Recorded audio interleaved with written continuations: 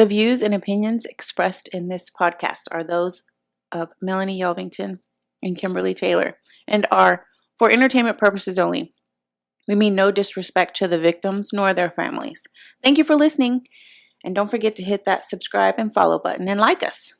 Veil of Humanity is a weekly podcast where we give you a look behind the human-like mask killers wear. So let's dive on in. What is up, my crime crazy people, and welcome to Veil of Humanity. We're your hosts, Melonie Yelvington and Kimberly Taylor. Today we are bringing you the heinous crime committed by Shayna Hubers on October the 12th of 2012. She was killing her on-again, off-again boyfriend, Ryan Poston. So grab your favorite beverage and a pillow to scream into as we dive into a copycat Jodi Arias case. Hey, but before we start, as always, we're a fan of the cursey words, and several will probably be dropped. Sorry, Courtney. Sorry. Trigger warnings, talking about gunshot, talk of domestic abuse, as always, murder. Okay, Biss, you ready for this case? Let's do it. So Shayna Michelle Hubers was born on April 8th of 1991 in Lexington, Kentucky. Ryan Carter Poston was born on December 30th, 1982. He was just 2 days younger than me. Oh, yeah. So he was an attorney from Fort Mitchell, Kentucky. He attended Indiana University where he triple majored in history, geography, and political science, and then went to law school at Northern Kentucky University.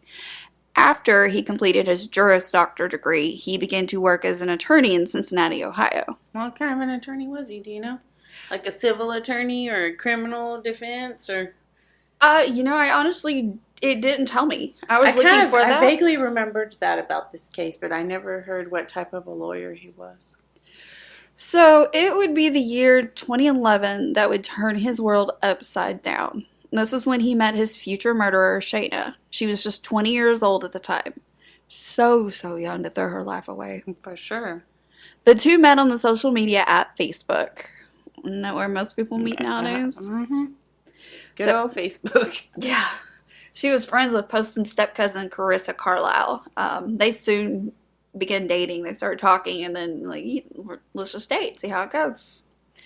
Hubers, she was a psych major at University of Kentucky. Shout out Wildcats. They lived about 80 miles from Poston. That was a long-distance relationship. Mm-hmm. She would go on to graduate cum laude, and at the time was pursuing her master's in school counseling. It sounds like she's the one who needed the counseling. Just saying. Counseling is an understatement. Yeah. So the couple had a very volatile relationship, and they broke up many times over the 18-month period. I feel kind of bad for him because he had no idea what was coming. He just knew he was with some crazy bitch. Yeah. So, in fact, the very night of his life, he was supposed to have a date with Miss Ohio USA 2012, Aubrey Bolt. Very nice. She was beautiful. Okay. Unfortunately, that date didn't happen. So, October 12th, 2012, Hubers would call 911 to report that she did indeed kill Poston, but it was in self-defense. He was shot 6 times at his Highland Heights condo. 6 times.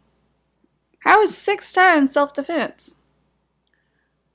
Well, I mean, let's honestly think about it.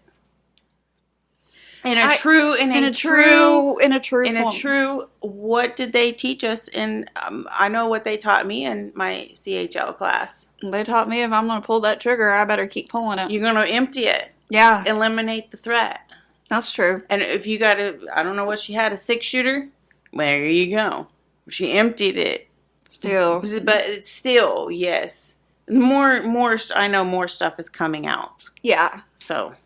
During her interrogation, after her Miranda rights were read, she continued to speak with the police voluntarily. She was like, okay, I'll sit down and talk to you. That's fine. Let's get this out.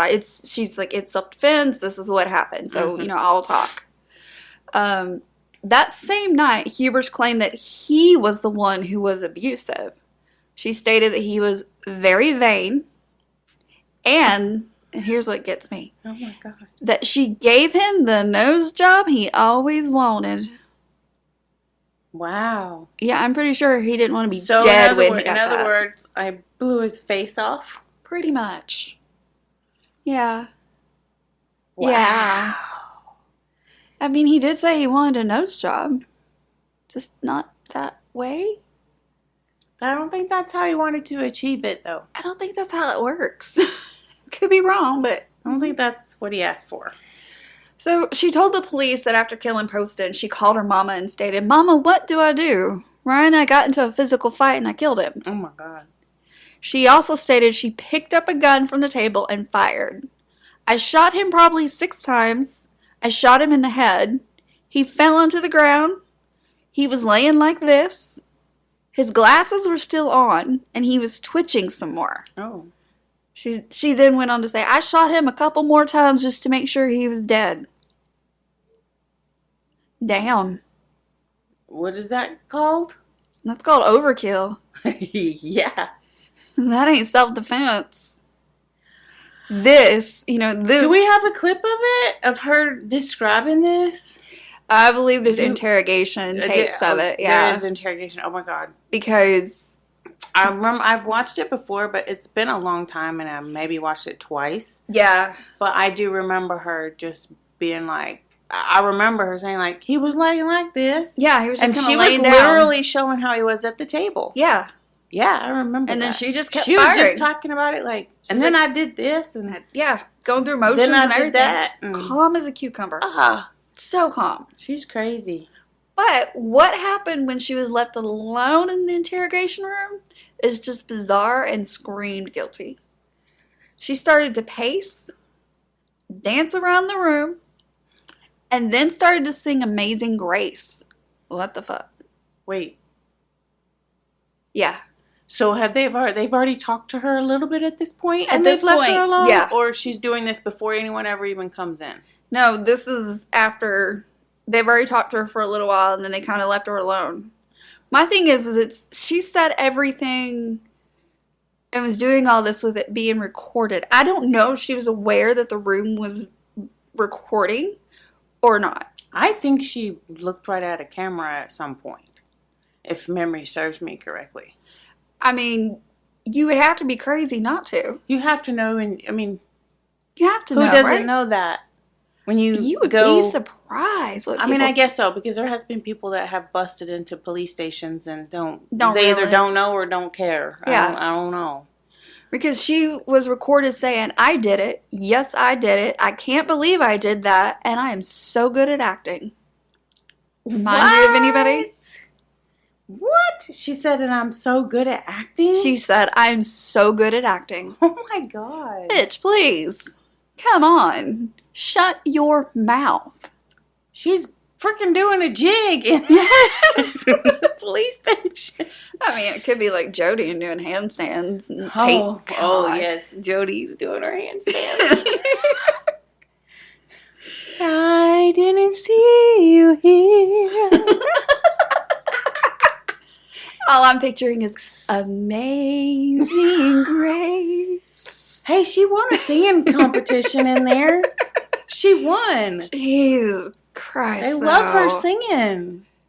Jodi Arias is just off her rocker. I can't wait to do that case. That may be the next case. Because I need to dive into that one again. That trial was something else. It was. I was so glad I was able to watch it. I was able to watch it the way that So, Hubers was arrested for murder and was held on a $5 million bond. Yeah. She was indicted for Poston's murder on December 20th of 2012. On January 16th of 2013, she entered a plea of not guilty to the murder charges. Of course the crazy bitch did. Of course she did. Of course. I'm not guilty. I didn't. I did it, but I didn't do it. But I did it. Bitch, make up your mind, honey. Teacher, I know that you know. I know you know, but you know what I know. She tried to pull that old number on them. Yes. Oh, God. So it would take 2.5 years before the trial would begin on April 13th of 2015. Oh, man. She remained in jail the entire time as she couldn't make bail. Who would want to bail her out? I'd be like, nope. I don't even think I could as your parent. I mean, no, honey, we'll You know how visit. We will visit. That's as far as we're getting. Yeah. So the prosecutors argued that the motive was that Poston wanted to permanently end the relationship. But the defense continued with the story that the shooting was in self-defense and that Hubers was a victim of domestic abuse. Whatever. Michelle Snodgrass, lead for the prosecution. Wow, what a name. I'd change my name. Snodgrass. Call me Snotty. Snotty. Showed text message evidence of Hubers' obsession with Poston. Remind you of Jodi Arias? Yeah, for sure. So one text message read, "Block my number. You can tell everyone you dumped me." That is just one of the thousands of messages between the estranged couple. Investigators stated that they painted a picture of a scorned woman. All these messages did. The most chilling one being sent just days before Poston's death on October 2nd of 2012. She had told a friend of hers that she was going to a shooting range with Poston and that he was an evil person. Oh. She then told said friend in a message that when she goes to the shooting range that night with Ryan, she was going to shoot and kill him and play like it's an accident. Oh my God. Her friend responded back saying, "Be careful, no accidents," or something of that nature. And Hubers responded with, "I'll try not to." I'll try not to? I'll try not to. I'll try not to commit murder. I'll try. Can't guarantee you that. I mean, the gun just accidentally, I What just pointed at his direction and just accidentally went off with my finger on the trigger. What the actual fuck? There are messages of Hubers begging Ryan not to break up with her, and he responded saying, "Stop, leave me alone." Throughout the investigation, it was determined that she was, in fact, the abusive one. So was she stalking him too, the way Jodi was? Like, I know she's texting the shit out of him right now. I don't believe that she was stalking him, she wasn't but she outside was. of his window and shit, like Jodi No, was. she wasn't that obsessive, but she was pretty obsessed. Like, please don't break up with me. Please don't. I'm so sorry. What can I do to make it better? Just that type of thing. So during the trial, the step-cousin that they were mutual friends with on Facebook, her name's Carissa, she took the stand stating her cousin was trying to avoid conflict with Hubers. Hubers' former cellmate, Cecilia Miller, even testified against her. Because, you talk to your cellmate, and this one has loose lips. Mm-hmm. She got on the stand saying she bragged about killing her boyfriend, laughing about how she shot him in the face and gave him the nose job he always wanted. Mm. Miller also stated that Hubers discussed legal strategy with her, saying she was going to plead insanity, but she was too smart as her IQ is that of Einstein. I'm rolling my eyes right now at that because... Who said that? Hubers. She's like, I have the IQ of Einstein. I feel like I should say it like that too. Yes. So she was going to plead batter wife syndrome instead. She did not take the stand in her own defense, but did, however, rely on her police interrogation tape. Oh. I'm sorry. Why would you do that? What? Why would you do that? After you acted a fool and danced around and was dumb. I did that. I did that. I did that. I'm good at acting. I've never in my life. I can just picture like, bow, just Stay go dancing alive. that. Stay alive. She's an idiot. Yeah, very much so. One of the worst. God. So on April 25th of 2015, after only 5 hours, That's a long time, actually, for all this mess. it is, but still, hey, I give them some time. compared to some of the other trials we've watched, that was actually really quick. Oh, yeah. The jury came back guilty of murder. It was recommended that she serve a 40-year prison sentence. Hubers' attorney argued for a new trial, stating they were not allowed to present evidence and witnesses that would have shown self-defense. What witnesses? What are they? Why didn't you show it? Why did they come now? Why didn't you show it? What do... You digging out? No. Come on, people. Try again. They also asked the judge to recognize her as a victim of domestic violence, which would reduce the amount of time required to serve before she would be eligible for parole. Which is the same stunt that Miss Jodi Arias tried to pull when she pulled the shirts out. Oh my God. I'm a victim of domestic violence. Please buy my shirt. No, bitch. No. Sit down. You sit down in your little corner. And your little piece of oxygen that we give you. Yeah, that's all you can have. Don't waste it. Go. Just zip it. You're lucky to even be alive. I wish I was on that jury. Oh my God, that would have been a good... She would have got death if I was on that jury, because we are not going home. Nope. Until we're all on the same page. Yep, I agree. You're not sleeping. And you're not sleeping. You're not sleeping. Okay, sorry. Back on track. Sorry. So, under state law, she would be required to serve 85% or 34 years of her term before she could possibly get out. But the motion the attorneys put in place would require only 20% before she could be released. 4 months after being convicted, she was sentenced to 40 years in prison, eligible for parole after 34 years. Too soon. The judge declared that he did not believe Hubers was a victim of domestic violence and that he had considered a sentence greater than 40. But she did appeal her conviction, and it was granted on August 25th of 2016. This overturned her conviction on the basis that one of her jurors they concealed a felony conviction. In Kentucky state law, felons can't serve on juries. Oh my gosh. How did that get passed on? Yeah, that was a huge... Don't they do a background check on everybody? Yeah. You shouldn't even got an invitation. You shouldn't even got an invitation at No. all.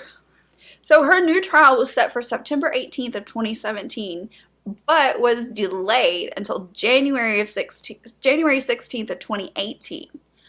She requested, kind of demanded, for a new out-of-state attorney, and they were granted a 6-month delay to allow him to prepare for a retrial. She's just all about demand. Why would you want an out-of-state attorney? What's the benefit? I guess she didn't like the ones that were in-state. But also because of, I think she was still so obsessed with Ryan, and he was an out-of-state attorney. Oh, so okay. There's just that obsession still there. I gotcha. So her new trial began on August 8th of 2018. Holy cow. I was right around the time that Watts killed his family. Isn't that crazy how you take one date from one case? I do that all the time. I do too. Oh, this was going on at the same time. Because this is what was going on around that time. Oh my gosh. Ooh, chills. Yep. In this trial, she gave lurid details of the sexual relationship between her and Poston. Nobody needs to know all the details. Leave the dead man's stuff alone. Wait, nobody needs to know them damn details. Why? She was trying to do what Jodi Arias did. The defense built its case around Poston being an abusive boyfriend. Again, the same old song and dance. He's the abusive one. He abused me. I wasn't abusive. But I was stalking him. But I was a stalker.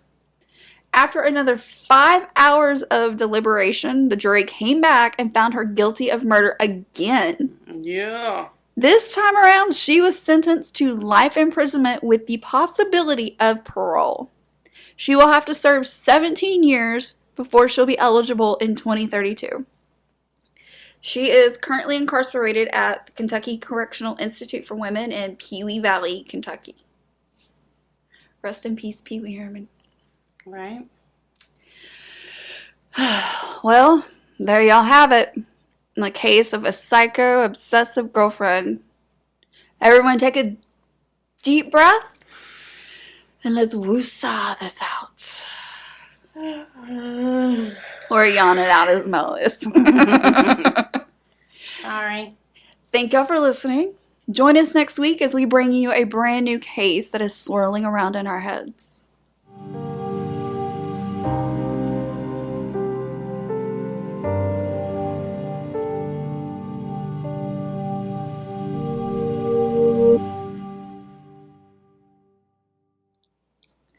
Alright, my crime crazy people, we will be back next week with a brand new episode. To see all of our source material, please consult the show notes. Don't forget to click that subscribe follow button and follow us on our social media at Veil of Humanity Podcast, Instagram, YouTube, and Facebook. We're also on TikTok. Also, please leave us a review and comment and just tell us how we're doing. We'd love that. We love feedback. Yeah, please give us feedback. We love it. We would love to hear it. Yeah, I mean, don't be ugly, but, you know. We promise. We'll be nice. Hosted by Kimberly Taylor and Melonie Yelvington. Produced, edited, and music by Courtney Santos. A Bronc Bay Production. Okay, Bronc, tell them we will see them again next week.